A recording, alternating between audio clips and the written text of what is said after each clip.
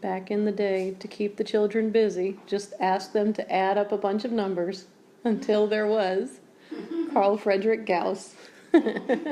Couldn't keep him busy for long. Now, in your future math classes, you may see a symbol that looks like this, sigma, and that just indicates that you should add the numbers. Let's check out the pairs of numbers. Notice when you add 48 and 129, that sum is 177. Aha! When you add 49 and 128, that sum is 177. This pattern continues.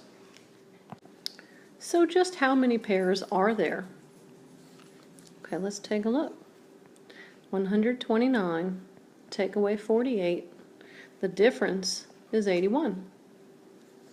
Okay, but 81 divided by 2 makes 40.5. Okay, let's just round it up. To answer the question, there will be 41 pairs of sums of 177. When you multiply that out, the sum of the natural numbers between 48 and 129, that sum is 7,257. How about that for a nice way to start class?